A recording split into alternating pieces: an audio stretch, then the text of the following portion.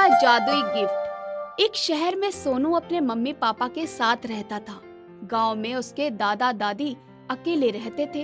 हर त्योहार पर सोनू अपने मम्मी पापा के साथ अपने दादा दादी के पास मिलने जाया करता था। वो हमेशा अपने पापा से कहता था कि वो गांव में ही रहना चाहता है, लेकिन पापा कहते थे कि बेटा, पढ़ाई के लिए शहर ही अच्छा होता है। लेकिन सोनू पढ़ना कहाँ चाहता था, उसे तो खेलने में बहुत मजा आता था। सोनू के एग्जाम खत्म हो चुके थे और अब वो कुछ ही दिनों में दादा दादी के पास गांव जाने वाला था। सोनू बहुत खुश था। आखिर वो दिन आ ही गया जब सोनू को गांव निकलना था। मम्मी पापा जल्दी करिए ना, बस छूट जाएगी। अरे सोनू बेटा, अभी हमें जाने में 2 घंटे हैं। अरे सोनू को गांव जाने के नाम से कहाँ सब्र होता है। थोड़ी देर बाद तीनों बस स्टैंड पर पहुंच जाते हैं और बस आ जाती है। तीनों उसमें बैठ जाते हैं और कुछ ही घंटों में गांव पहुंच जाते हैं। दादी दादी, हम आ गए। अरे मेरा प्यारा बेटा, तू आ गया। मैं कब से तेरा रास्ता देख रही हूँ। आ गया शैतान, अब मेरा सारा सामान तितर बितर कर देगा। ये सुनकर सब हंसने लगते हैं। सोनू के पापा 4-5 दिन रुककर सोनू की मम्मी और सोनू को गांव में छोड़कर शहर आ जाते हैं। देखो सोनू बेटा, मैं शहर जा रहा हूँ क्योंकि मुझे दफ्तर से छुट्टी नहीं है। तुम यहाँ दादा दादी को परेशान मत करना, मैं कुछ दिनों बाद लेने आ जाऊंगा।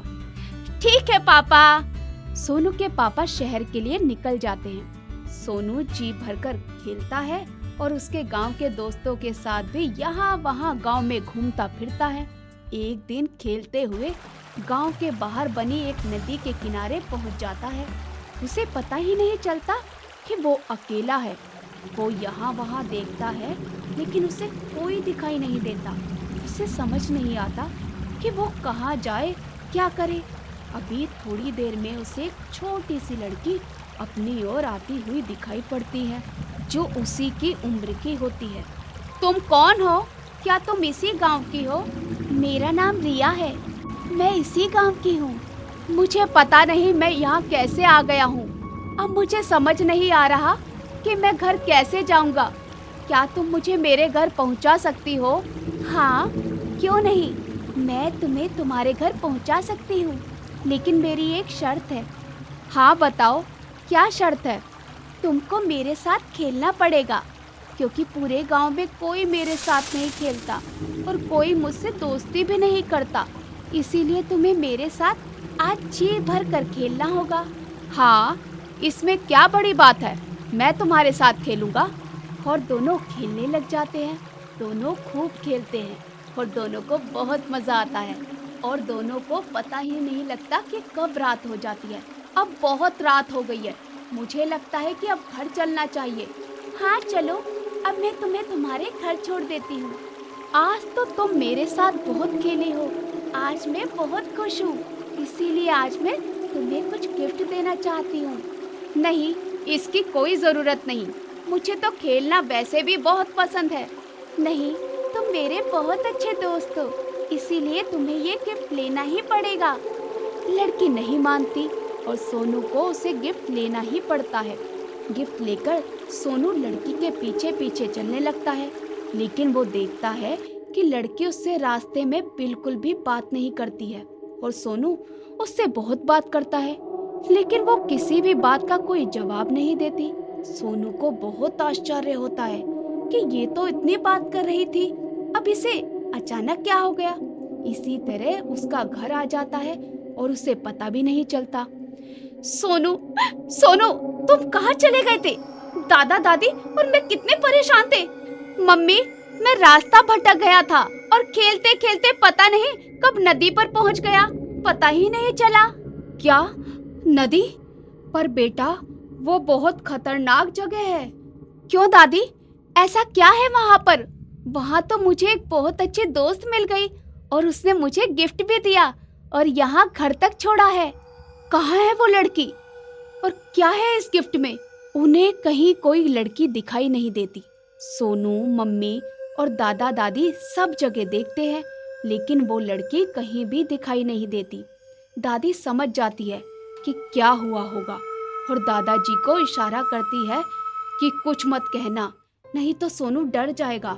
तब तक सोनू दौड़कर घर के अंदर जाता है और गिफ्ट खोलने लगता है। दादी उसे बहुत मना करती है, लेकिन वो नहीं मानता। जैसे ही गिफ्ट खुलता है तो एक बहुत तेज आवाज के साथ कोई चीज जमीन पर गिरती है और तेज तेज दौड़ने लगती है। सब उसकी आवाज से बहुत डर जाते हैं। सोनू दौड़कर दादाजी से चिपक जाता है। सब देखते हैं कि वो एक कार होती है जो बिल्कुल एक असली कार की तरह दिखाई देती है। सोनू को कार से खेलना बहुत पसंद होता है, इसीलिए वो दौड़कर उस कार को उठा लेता है और उसकी आवाज बंद कर देता है। दादी उस कार को देखती है तो एकदम डर जाती है। क्या बात है, आप इस कार को देखकर इतनी डर क्यों रही हैं? सोनू को खाना खिलाकर सुला दो, फिर मैं तुम्हें सच्चाई बताती हूँ। सोनू के सो जाने के बाद मम्मी दादी के पास आती है और उनसे पूछती है कि क्या बात है। इस गांव में एक जमींदार था, वो यहाँ के किसानों को बहुत लूटता था। उसकी 12 साल की बेटी थी। सब लोग उसे कहते थे कि देखो, तुम्हारी एक इतनी अच्छी बेटी है, तुम्हें ऐसे गलत काम नहीं करने चाहिए। लेकिन वो किसी की भी नहीं सुनता था। उसने अपनी बेटी के लिए एक बहुत सुंदर कार खरीदी थी, लेकिन वो कार उसने बेईमानी के पैसे से खरीदी थी। वो पूरे गांव में एक इकलौती कार थी। एक दिन उस कार का एक्सीडेंट हो गया और उस जमींदार की बेटी उसमें मर गई। गांव के लोग कहते हैं कि वो नदी के पास दिखाई देती है और चुड़ैल बन गई है। ये वही कार है जो जमींदार की बेटी की थी। ये सुनकर सोनू की मम्मी बहुत डर जाती है कि अब क्या होगा। दूसरे दिन तीनों जमींदार के घर जाते हैं और सारी बातें बताते हैं।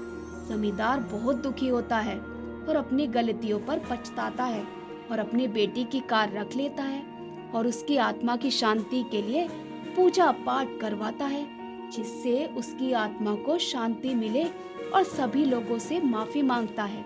इसके बाद सोनू को फिर वो लड़की कभी दिखाई नहीं देती। किसान और जादूगरनी। एक किसान अपनी पत्नी के साथ एक साधारण से घर में रहता था। उनके घर के पास ही एक बूढ़ी जादूगरनी की 3 मंजिला हवेली, उसमें फूलों के पौधे के अलावा साग, सब्जी और फल भी होते थे। वो बुढ़िया जादुई शक्ति वाली थी। एक बार किसान और उसकी पत्नी अपने मकान की छत पर बैठे थे। उसी समय किसान की पत्नी की नजर पास के बगीचे पर पड़ी। सुंदर रसीले फल और मजेदार सब्जियां देखकर उसे उन्हें पाने की इच्छा हुई। उसने अपने मन की बात अपने पति से कही। किसान को उस जादूगरनी बुढ़िया का डर था, फिर भी अपनी पत्नी को खुश करने के लिए वो रात को दीवार फांद कर बगीचे में घुसा और फल तथा हरी सब्जियां लेकर आ गया। ताजे फल और सब्जियां खाने में किसान और उसकी पत्नी को बहुत मजा आया। दूसरे दिन फिर उसे फल और सब्जी खाने की इच्छा हुई। किसान फिर अपनी पत्नी को खुश करने के लिए दूसरे दिन वो रात में दीवार फांदकर फल और सब्जियां ले आया। ऐसा करते करते कई दिन बीत गए। एक दिन जब वो बगीचे में घुसा और फल और सब्जियां इकट्ठे कर ही रहा था, उसी समय अचानक वहां बुढ़िया जादूगरनी आ पहुंची। आते ही उसने उसकी गर्दन धर दबोची और लाल लाल आंखें निकालकर बोली, बोल, तूने मेरे बगीचे में घुसने की हिम्मत कैसे की? मैं तुझे कच्चा ही चबा जाऊंगी। तू चोर है। किसान बुढ़िया का चेहरा देखकर डर गया। उसने बुढ़िया से माफी मांगी और बोला, दरअसल मेरी पत्नी माँ बनने वाली है और उसको आपके बगिया के फल और सब्जियां बहुत पसंद है, इसलिए मैंने ऐसा करने की हिम्मत की। लेकिन आज मुझे समझ में आ गया है कि आप इस बगीचे के लिए बहुत मेहनत करती हैं। अब मैं आपसे वादा करता हूँ कि मैं फिर कभी इस बगीचे में नहीं आऊँगा। फिर कभी बगीचे में ना आने का उसे विश्वास दिलाया। बुढ़िया शांत तो हो गई, और बोली, मैं तुझे अब एक ही शर्त पर छोड़ सकती हूँ। तुझे अपनी पहली संतान मुझे देनी होगी। बोल, तुझे मंजूर है? किसान इतना अधिक घबरा गया था कि उसने तुरंत बुढ़िया की शर्त मंजूर कर ली। इसके बाद किसान की पत्नी ने कुछ दिनों के बाद एक बेटी को जन्म दिया, लेकिन किसान ने बुढ़िया को इसके बारे में कुछ भी नहीं बताया। पर जादूगरनी को मालूम हो गया कि वो किसान के घर आकर उसकी बेटी को उठा ले गई। बुढ़िया को बेटी बहुत पसंद आई। उसने उसका नाम दमयंती रखा। बुढ़िया उसकी देखभाल करती। दमयंती बहुत सुंदर थी। उसे बगीचे में खेलने का बहुत शौक था।